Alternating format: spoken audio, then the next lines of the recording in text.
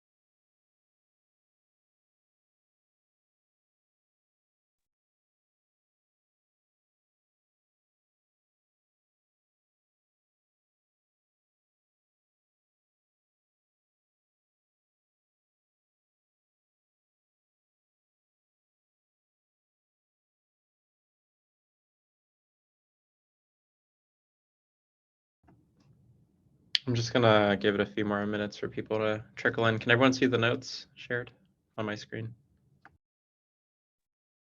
Yep, I can see it.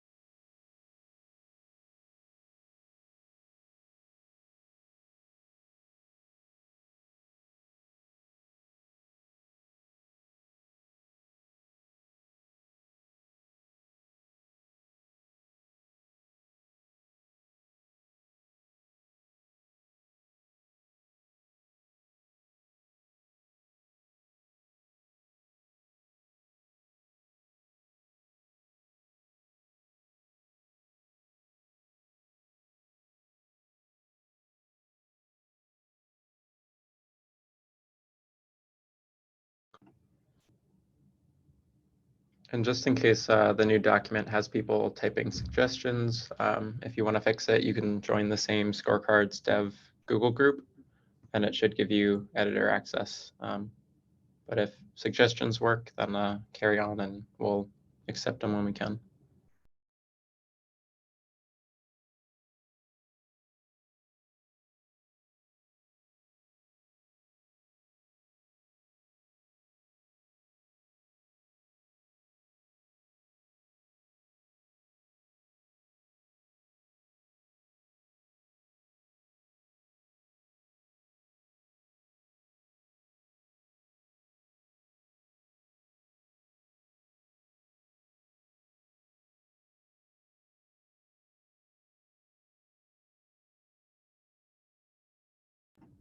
And it looks like everyone's doing it already, but as you file in, if you can put your name on the list in the doc. If you don't have it, I can post the link in the chat. It should be at least viewable by everyone these days. Okay,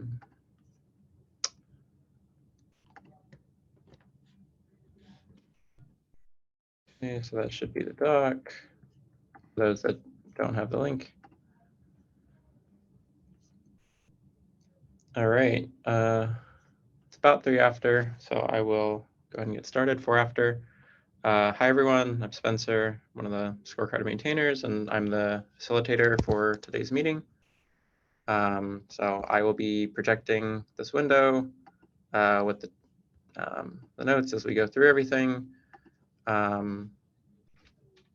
And we have a relatively small agenda for now. We'll see if anything gets added later. But usually we start our agenda by inviting anyone that's new to the sync to introduce yourself, say a few words, who you are, what you're hoping to get out of the sync, etc.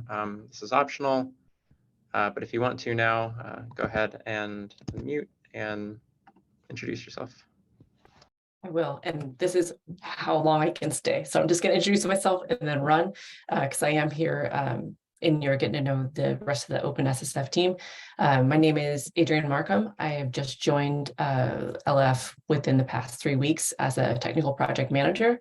My first big assignment is to help get the scorecard project up and running. So some of you I've already poked, and I'll continue to poke around and just try to see what we can do to get the progress happening a little bit faster if we can. Let me know how I can help and what needs to be done.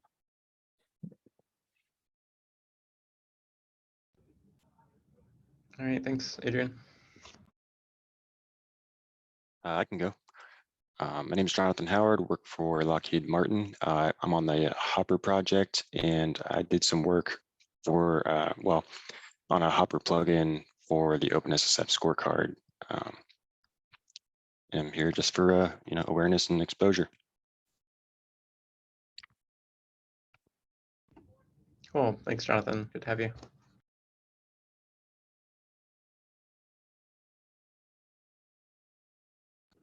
All right, with that, we can jump into things. So it doesn't look like we have any announcements. I did miss last sync. I don't see it. Scorecard V11 came out a little bit ago, which, you know, had some things in the patch notes, but leads me into the first agenda item, and that was sort of a change in how two of the checks work, where sometime between V10 dot, I think it was 4, and V11, there was a change in a check that for GitLab made no sense. So GitLab didn't support the notion of GitHub workflows, understandably, and how GitHub token permissions work. So there was this PR that basically changed it to say that if you don't have any GitHub workflow files, then we're going to return a -1 score. For repositories that were on GitHub, this meant that the score now dropped from a 10 to a -1. So not every repo has GitHub workflow files, and there's some discussion in the issue about, you know, does it make sense to have a -1? Does it make sense to have a 10? So I thought Jogo made a good point about how it impacts the aggregate score, the overall score, once you combine all the checks, when some of the checks are -1. So I think this issue is sort of simple enough that we don't have to come to a conclusion today, but just sort of drawing attention to the issue if people feel like weighing in, and then I'll be pinging some of the maintainers. I'm not sure how many others are on the call right now.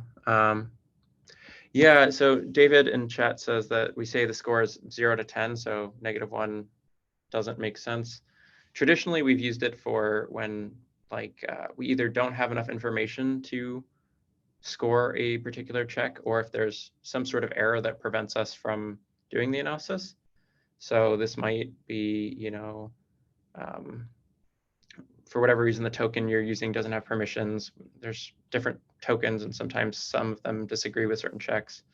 Or, you know, we're trying to score you on code review, but the only PRs that we see are from, you know, Dependabot. So yeah, I mean, -1's unfortunate, but it's usually reserved for situations where we can't make a judgment. And I think even with workflows gone, we can make a judgment. But yeah, I think that's the issue. So if you have some comments, feel free to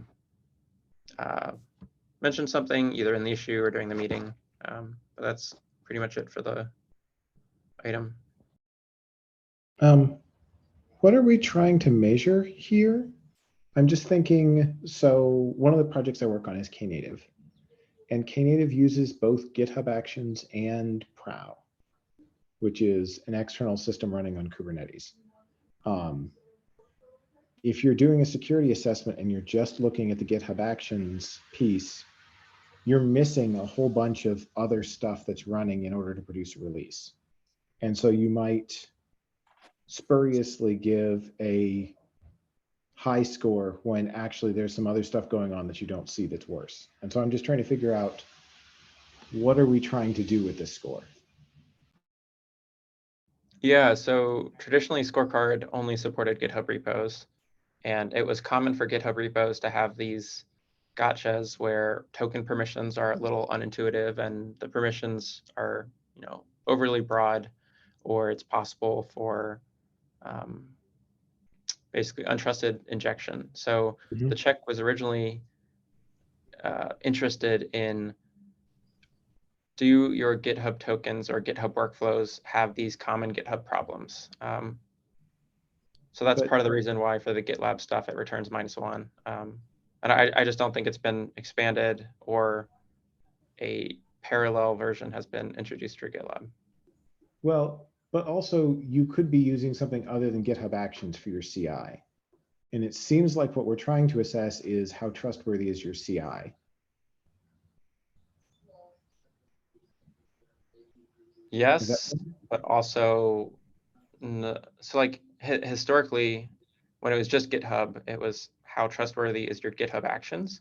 Because like people still used Travis or Circle CI or something like that, and I don't think we ever, like that was, to my understanding, not the part of the check. Because like I'd have to get input of someone that's been on the project a little bit longer, but I'm proceeding under the basis that it was just to look at GitHub Actions.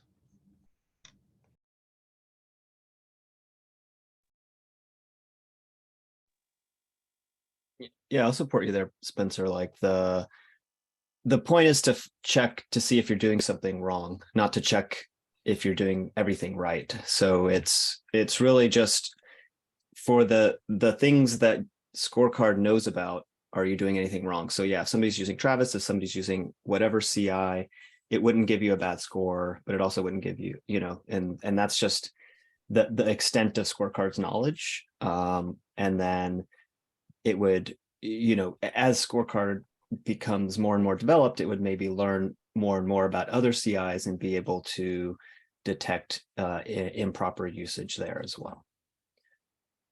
Does that make sense, Evan? It does. I just wonder if, hey, we couldn't detect any workflows. Whether we should be doing this as a negative points from 100 system or like a positive points from 0 type system. And so we can't give you any points for your CI because we can't tell what it is. Yeah, that's a great question. I think that's the topic of this discussion. Like, what do we do there? Okay. Yeah, and the way Scorecard scores right now, there's not sort of a great answer of what happens, because like the aggregate score is based on all of the checks. And if we continue to say you have no GitHub workflows, so everything is a 10, that's sort of vacuously true, that will sort of boost up your score. But as Jogo mentioned in the issue thread, if you say, you have no workflows, I can't really give you a score based on this, then that inflates the weight of all the other checks as well. So it's kind of pros and cons of both approaches.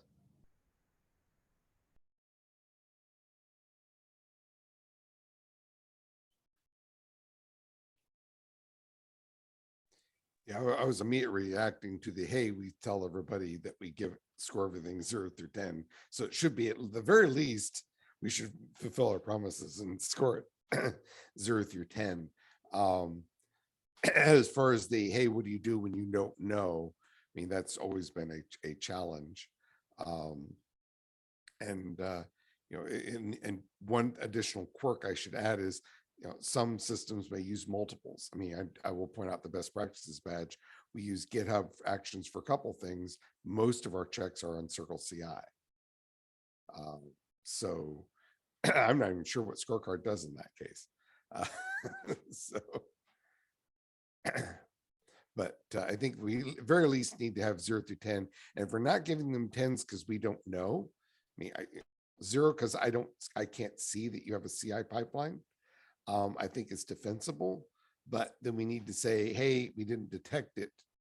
You might have one, we just don't see one. I see a CI pipeline, but you have a problem. I can see a certain score at that level. And more generally, I think we always want to have the higher level description in the scorecard, the more general description. And then within the scoring and more details, hey, you've got a pipeline, it has these kinds of problems, this score, because, hey, we support one pipeline now, we'll support others later. It should be possible for us to figure out approximately where our value is going to end up just as we add more and more of these cases. Thanks.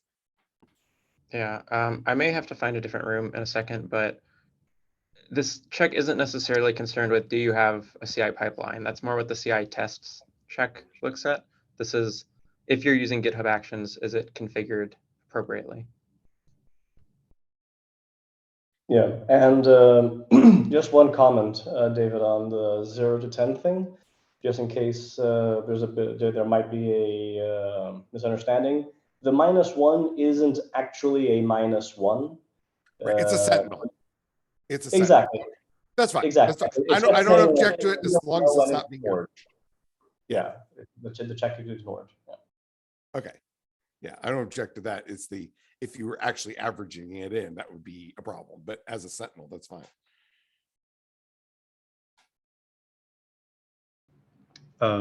I can so I put some comments in the issue as well, but it's not inconceivable that in the future Scorecard would support other CI methods. And it's definitely like open for community contributions. Like I don't think all of us are experts in Circle CI, but if an expert in Circle CI wants to come and say, here's what a dangerous workflow looks like in Circle CI, or I think some of the GitLab people who have more experience with that would be like, this is what a dangerous dangerous pipeline looks like in GitLab. That's certainly within the scope of the Scorecard, and we should do that. And the reason I believe that a inconclusive result is suitable in the case where we don't find workflows is that we're just it's almost like Scorecard failed to do something, or Scorecard just not programmed to detect a particular kind of workflow. So it's just like Scorecard itself is inconclusive and just can't say anything one way or another about whether the repo is following good practices. Yep. Yeah, Raghav, I think that argument is a lot easier. Sorry, Pedro, real quick. If we had structured results now, sort of thing, where if we could say this is the GitHub sort of check, then returning -1 makes sense. I think, you bring up a good point that right now the check is dangerous workflow and we can't evaluate it in the sense of if this is a GitLab or a GitHub project. And I think for that reason, returning -1 for a GitLab repo makes sense. But for a GitHub workflow, if it doesn't have any workflows, I think you can still score it on 0 to 10, where none of the workflows are dangerous because there aren't any workflows.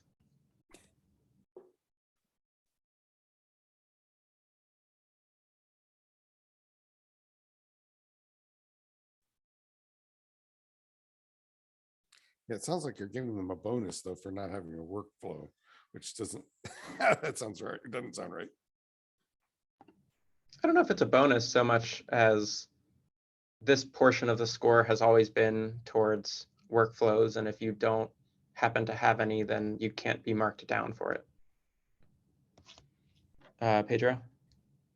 Yeah, no, but just like given what like Raghav mentioned of like we might include dangerous CI/CD on other platforms, the -1 becomes more explainable, becomes more defensible, shall we say, in that regard, because then it's a -1 now, and then we add information on Travis in tomorrow, and then the -1 becomes a real score.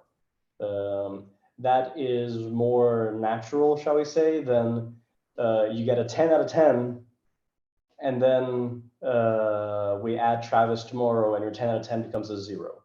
That becomes I might feel a bit weirder, shall we say, in terms of, hey, if you couldn't judge my dangerous workflow, maybe you shouldn't have been giving me the points all along. So I don't think anyone's going to be currently complaining about getting a 10 out of 10.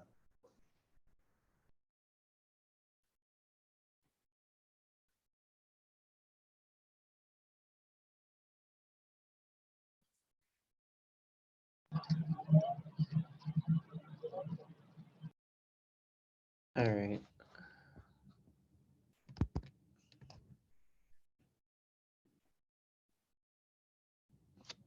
So, I mean, it sounds like there's some votes both for and against. I'd be curious to get Laurent's opinion as we work towards structured results on if we just maintain the status quo for now on 10s, and then if structured results are 6 months out, does that change sort of the discussion? But yes, there's some good discussion about if we're only checking for GitHub workflows, is that, you know, a point boost, and do certain repos get point boosts for either choosing to or choosing not to? But yeah, thank you for those that left comments on the issues. I think it's hard to make, I guess, a conclusive decision with only 2 maintainers, but thank you everyone for comments. So I'm happy to move on to the next issue. Pedro? Yeah, so this issue here is the fact that the dependency update tool check, when it's looking at when it can detect Dependabot by looking at PRs. And it'll just check like the history of PRs in the project, looking for Dependabot PRs. And if there are any, then it currently just assumes, okay, this project has Dependabot. And however, a project might have turned off the Dependabot, because many projects get annoyed with Dependabot, and it happens relatively often that a project will just turn it off. And it's hard to detect when looking at PRs if that has happened. One solution is to, instead of looking at the PRs, or as well as looking at the PRs, is looking if the project has the Dependabot YAML file, the settings file for Dependabot. But that file isn't strictly required for Dependabot to run. You only need that the Dependabot YAML file if the project wants the consistent, frequent Dependabot version bump PRs. However, a project might not want that and only opt in for what they call the Dependabot security updates, where Dependabot will send a PR to fix dependencies that have a known vulnerability. And if a project only opts in for security updates, it doesn't need a Dependabot YAML file. So the question that ends up happening here in this issue, especially further down, is should we perhaps change the dependency update tool when looking at Dependabot to look for the file or not? Basically, like, should Dependabot only count if the project has opted in for version updates, or only for secure, or is the fact that the project has accepted security updates sufficient? But then also, if that is sufficient, which means no file we can look at, is there a way that we could possibly determine that better than looking at PRs or something? I don't know. I mean, I guess I'm going to drop back to first principles. The goal isn't Dependabot. The goal is that if there is a security vulnerability, if there's a vulnerability, that they update it prompto, right? So, I mean, so if they have that file, that would suggest that maybe they're doing it. I mean, one other approach is looking at past, I'm looking at what are these simple indicators. Obviously, if they have Dependabot commits that have been merged in, that's a pretty good indicator. You know, worst comes to worst, and this would be suddenly a whole bunch of analysis. You know, if they haven't had any updates based on a version, we can look and see, are there any known vulnerabilities backwards and that should have been merged in and not. The challenge is, of course, is that suddenly is a lot more work, even if you're only looking at lock files. Yeah, the current setup for dependency update tool is the second one, of looking at PRs. And if I'm not mistaken, it only looks for, like, are you receiving Dependabot update, Dependabot, for example, or RenovateBot, whatever. Are you receiving those PRs? I'm not sure if it looks at whether they're merged or not, but just like, is it? Do you have it? The issue of looking at PRs is that if you don't have the file to know that Dependabot is running right now, sometimes it'll detect Dependabot because of a Dependabot PR from 3 years ago. And then the issue is, has the last Dependabot PR been because this project doesn't have any other vulnerabilities that, or hasn't had other vulnerabilities that Dependabot could have fixed, or have they turned it off? So we don't have that signal, unfortunately, as far as I can tell. And so the file would give us a cheap way of figuring out that, of skipping that whole thought process, but it also is forcing people to accept version updates instead of just security updates, which is, I think, probably closer to the spirit of Scorecard. I don't think it has to be an either or kind of thing where a project can just sign up for Dependabot security updates like they're doing now. And we do attempt to look for it in recent PRs. It's just if a project isn't happy that, you know, hey, I have Dependabot installed, they can go out and create. I'm curious if even like an empty dependabot.yaml works where, you know, you don't sign up for anything. But I think in the thread, I can change my tab back to it. I was sort of suggesting like a repository can add a dependabot.yaml to say, yes, I am actually using this sort of thing. So I don't know if too much is required to be changed on the scorecard side, other than the issue you mentioned that this project 3 years ago used Dependabot once and then turned it off, sort of thing.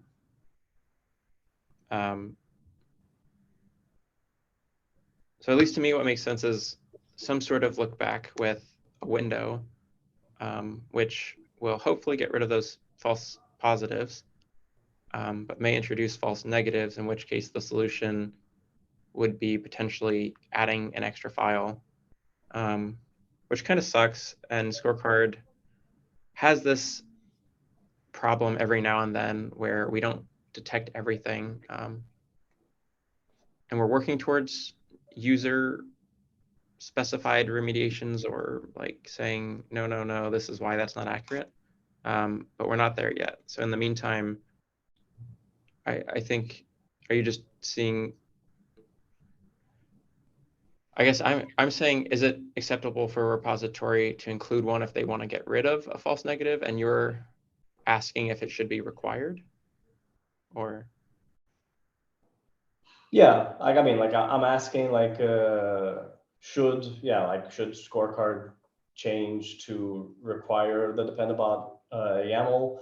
Another thought that crossed my mind is it could be like 5 points for having the YAML, 5 points for PRs, for having at least one PR, or something. I don't know.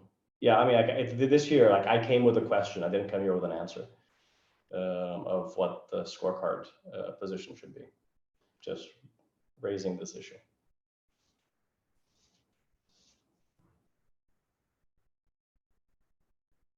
I think that's why I opened the check doc, assuming, you know, the docs are accurate, which they're not. I guess the purpose of the check is to see if you use a dependency update tool. And if part of this says out-of-date dependencies make you vulnerable to flaws, and Dependabot is giving you security updates, then to me, as written, requiring a file that's not necessary for what the tool is trying to check wouldn't be necessary. If we want to add like a recommended, like, hey, if you're using this, but we're not picking it up, here's something you can do as a hint, I think that works. But I'd be curious if someone feels strongly if saying, you know, the point of a dependency update tool isn't just for security updates, but also blah, blah, blah.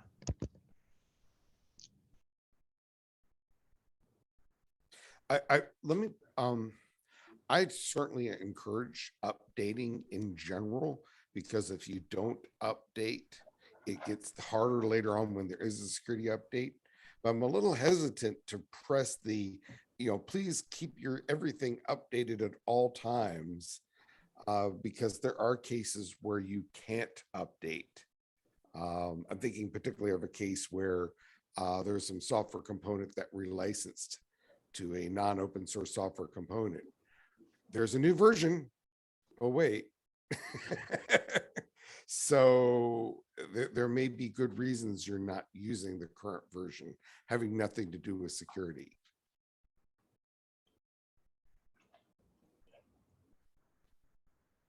Yeah, I don't think any of this is looking to see if the PRs actually merged, because like Okay. on Dependabot, you can say ignore this version, ignore this, like ignore Right. this dependency. Okay. All right. So the question really does become, do we want to just encourage updating all versions, period, or focus on the security updates?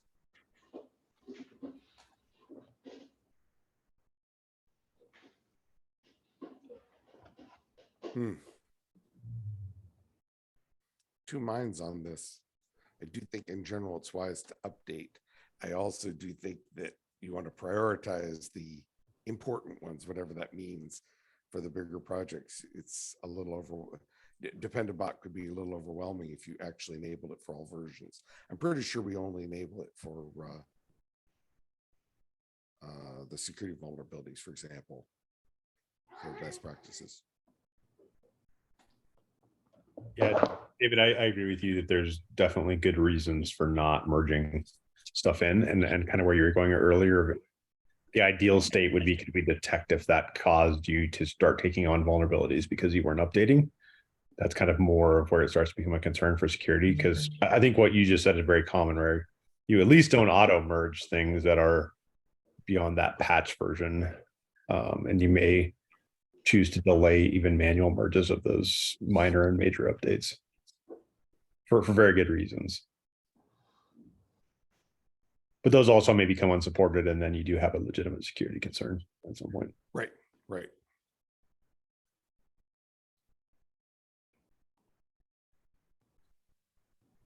I guess we're on firm ground on asking people to, make sure you've been automated. You have automated enabling of security vulnerabilities, and encouraging, push the button and update.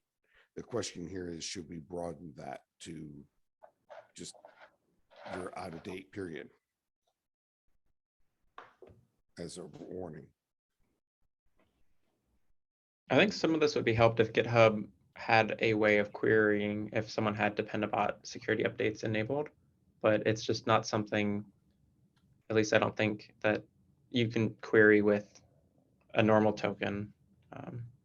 And I'm not sure if you can query it with an admin one either. But I do really like the idea of encouraging it, because I feel like a lot of projects wouldn't go do that by default, and it really is a huge boon towards your security to not have that maintenance burden of constantly watching for the 50 dependencies you have. So I really do think it's a good rule in general. To enable an automated review? To enable an automated dependency update that is merging things. Like I think that is a big security help for a lot of projects. Absolutely, absolutely. Yeah. So the question is, it comes back to it. Do we want to emphasize it only for the security vulnerabilities or more generally? It'd be nice if we had some like somebody had done some analysis of the impact of doing it either way. I don't know if it's if there's any such research.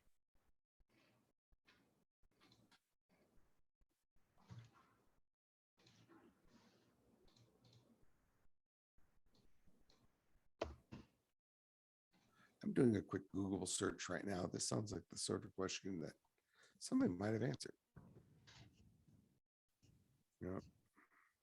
I'm just picking up, GitHub information about how to set the configuration.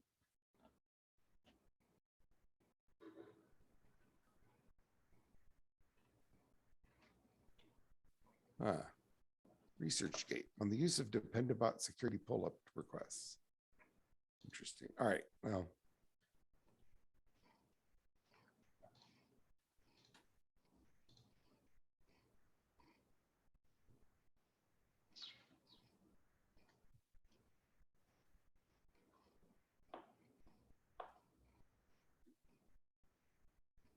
All right, I'm just trying to capture some of our discussion in text to sort of summarize.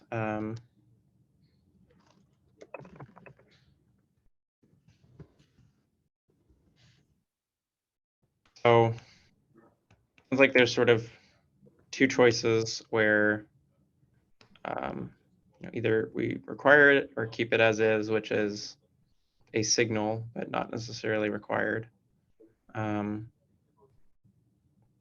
then I don't think this was part of Pedro's question, but are we trying to get, I guess, a decision on should we be disqualifying the current implementation that looks back indefinitely for a dependabot commit?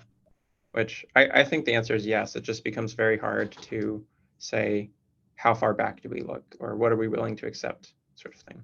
But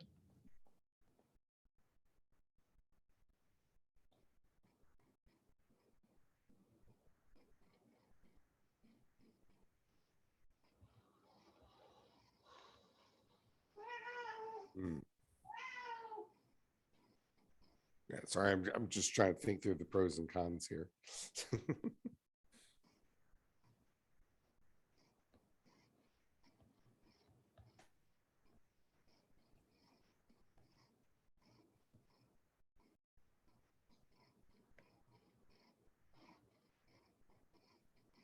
Like, I mean, like a clunky way of doing it would be to not make a decision and instead say, hey, if you've got a dependabot PR over the last year, you get a 10 out of 10.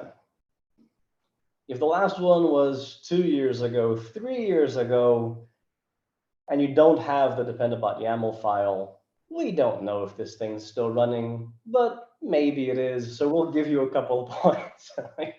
we kind of give if they don't have the file, we give them fewer points as time goes on. As we lose confidence that they actually have dependabot turned on. It's a clunky. That's actually, it's clunky, but it's not as crazy as it sounds. Giving them less points for something we have less confidence in.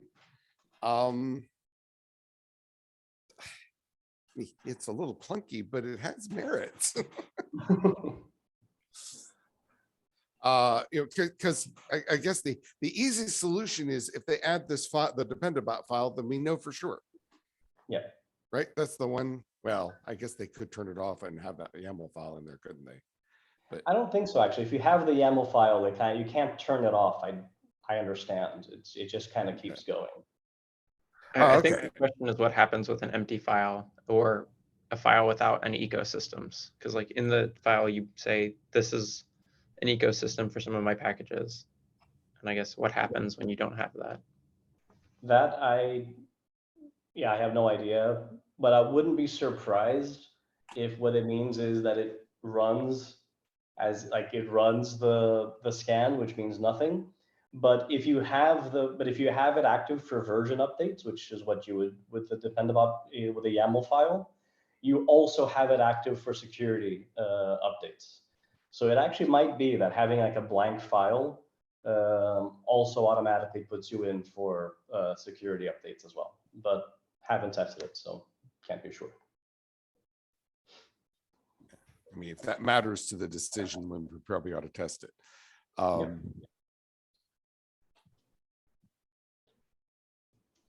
Yeah. So I mean, really, it sounds like if you have a file, we should check. But our current estimate is that probably means it runs. Probably should go do that research and then come back. But let's assume for the moment it does, which it seems likely. So at that point, the only real question is what do we do if not? And hey, if there's dependabot or similar results, and we keep saying dependabot, but obviously any other tool that does dependency analysis and helps them keep up to date is what matters. So yeah. either we see evidence of it in proposed changes, pull requests, merge requests, or we see some configuration that suggests that in fact it's going on. Yeah. So, I mean, the things like dependabot is a specific case because with Renovate and the other ones, they are like config as code. Like Renovate, you can usually identify, and actually you can't actually. I'm wrong, right? Depend about it. Renovate's actually activated on the account, not on the. That's true. Never mind. I was about to. We do look for the Renovate config files. That's the only way we have evidence of using Renovate right now for Scorecard. Okay. But you're still looking for it. And again, you're just looking for evidence, right? If you have evidence, hooray, you get some points. So we're just looking, I mean, this is just no different from the other checkers. It's you're looking for evidence. I mean, same for Gymnasium on the GitLab side, right? I don't know if that's being looked for today, but you could certainly look for it at some point.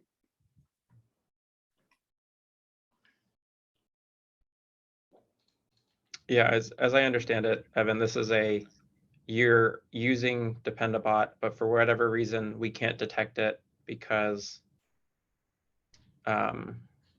Because there's no evidence that it's doing something. Yeah. Yeah. You don't have it configured. There's no evidence of a config file, and there's no evidence of any pull requests, merge requests from it.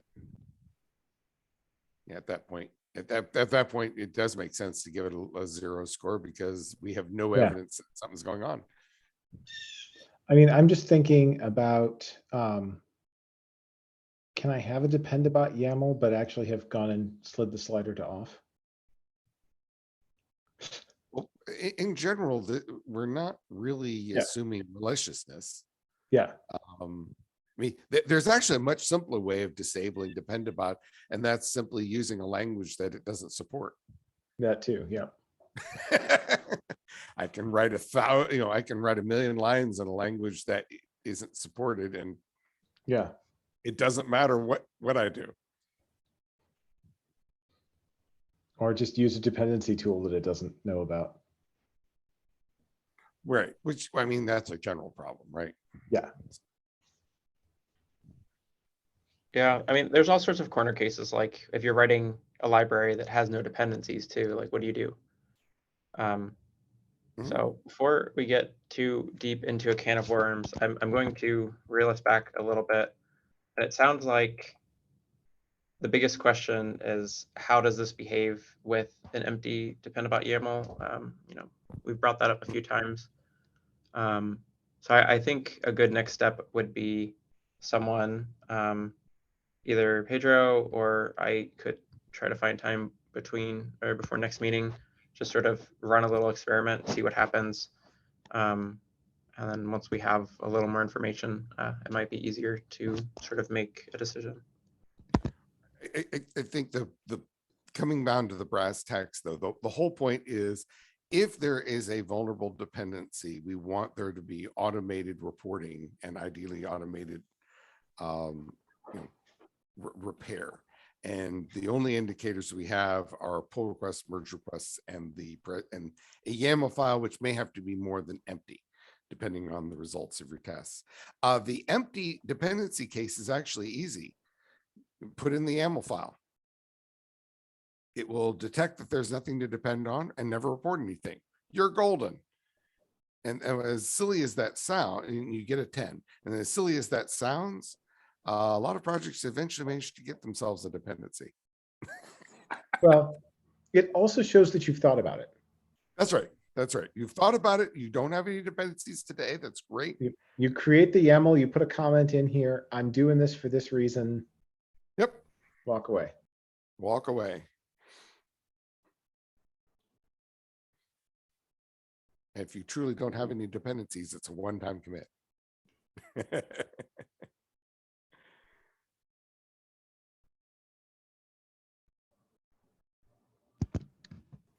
All right.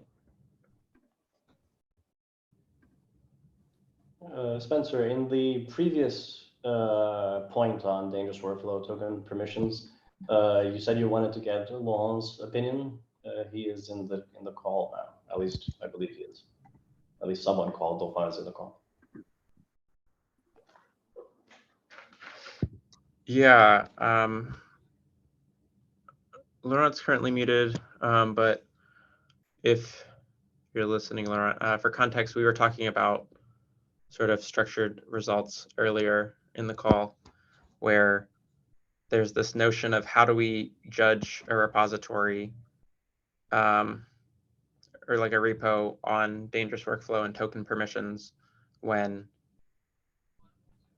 either, so like there's two scenarios, one where it's on an ecosystem that doesn't support GitHub tokens and workflows because it's not GitHub, or it does, you're a GitHub repo, but you've done your CI/CD on another system sort of thing.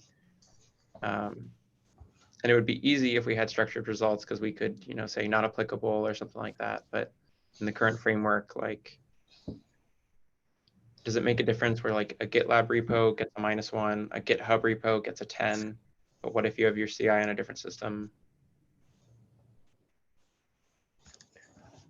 So what's the question? Does it matter right now? Or- Did you get a chance? Probably not. To sort of see the issue.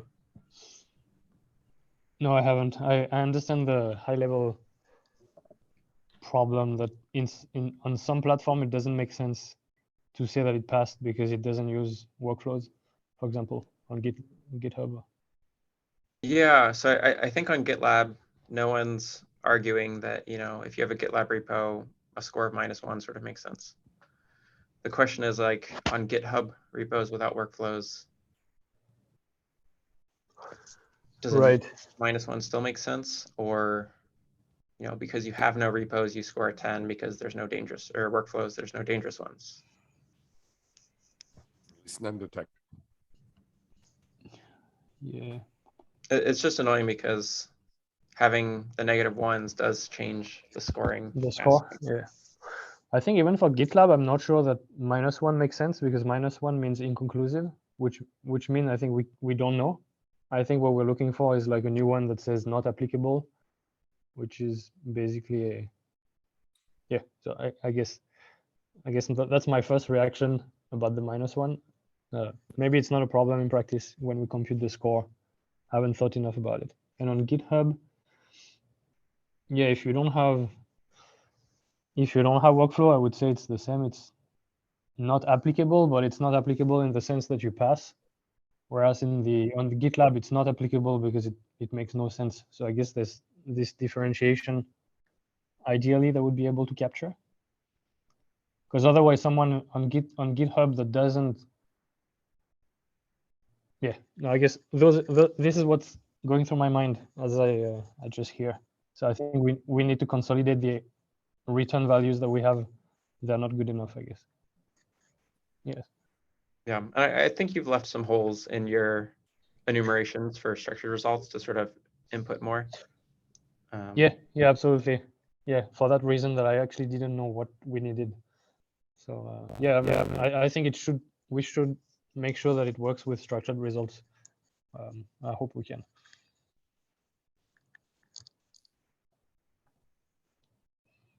Is there an action item that for me, or is it just something for me to keep in mind for as I send PRs for the structured results?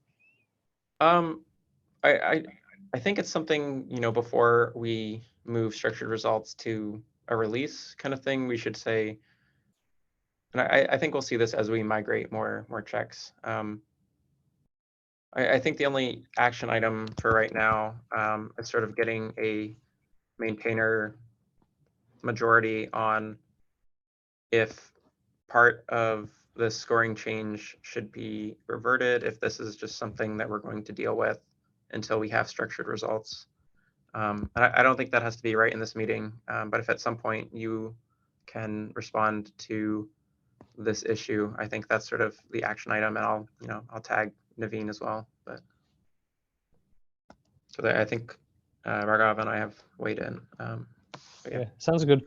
So just at a high level, I don't think waiting for structured results is necessary because anything that structured result does is really just reusing. It's reformatting the output, but the scoring is happening independently of the structured results. So any scoring we would change, I think, wouldn't affect the structured results. It's just that the scoring will happen on the structured result instead of happening on the raw results today as it's passed. I don't know if that if that makes sense for those who are more familiar with the code. We can take that offline, Spencer, if you want to discuss. Yeah, it I more. mean, I think there's some interesting like major version. This is how we change scorings. Like, does it make sense to change how we do scoring significantly in the middle of V4? Like right now we have 0 to 10 with a -1 for not applicable. So at least in my mind, as long as we're on V4, that's sort of what we're sticking to. Yeah, it makes sense to me.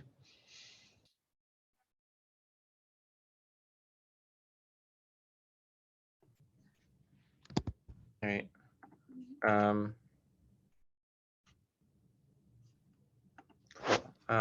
So Brian, I saw that you added that. If you want to talk about it, you can. Otherwise, I will just wait a few seconds and then read it. Yeah, I thought I'd just take an update that Stephen put in Slack. It's also generally my update building off of the road mapping, I guess, presentation or what I talked about in our last meeting for just what, at least at Google, we were committing to and the feedback from the group to build a broader community roadmap. I'm going to be chatting with Stephen and Adrian Markham, who, if you haven't met yet, is a new TPM for the OpenSSF. So if you remember from the previous meeting, Stephen volunteered to kind of walk through how some other projects built up community roadmaps with me. And so we delayed that a little bit, and it just happens that Adrian is looking at a very similar thing across a lot of different projects. So the three of us are going to just have a discussion about what that can look like. And then hopefully for next meeting, we can bring back not just kind of a summary of what we discussed, but also really start that process of building up a broader community roadmap for the project.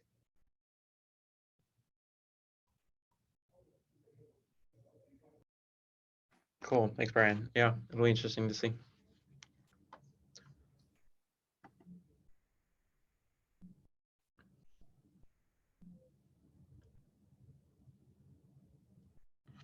Laurent, did you want to talk about this? I unfortunately had to miss last meeting, so I think you got a little more insight. Yes. So I think last time we met, we discussed the time zone and whether we can alternate between a EU-friendly and then a Pacific-friendly time zone. I think someone said they would share a doodle or something equivalent. I just wanted to follow up because I know these things just slip through the cracks and then we're going to forget. But I was just curious if anyone has updates on whether something was shared on Slack or anything.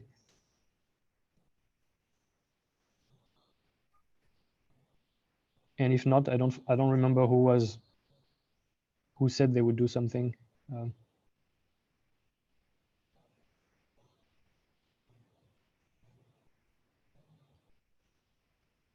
I think we can tag. I'm looking at the thing from last Dan. We can ask him. I would assume that as the one that brought the issue, he would at least. It said. Okay, I think I'm getting confused, but yeah, let's just ask Dan about if there was a doodle done in Slack, and then we can follow up on it. But yeah, thanks for catching that.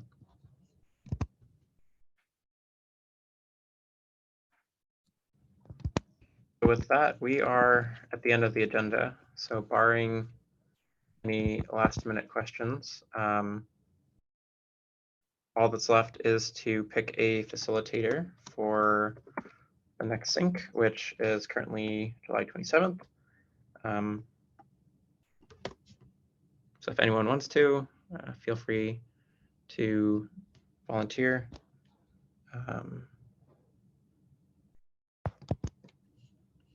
But yeah, otherwise, I'm sure we can force someone to do it next week. One of the maintainers. All Roll right. dice. Thanks everyone for coming, discussing. Please take a look at the issues and leave a comment if anything you want to say wasn't represented in the meeting or added to the notes. But otherwise, see folks in 2 weeks, and thanks everyone.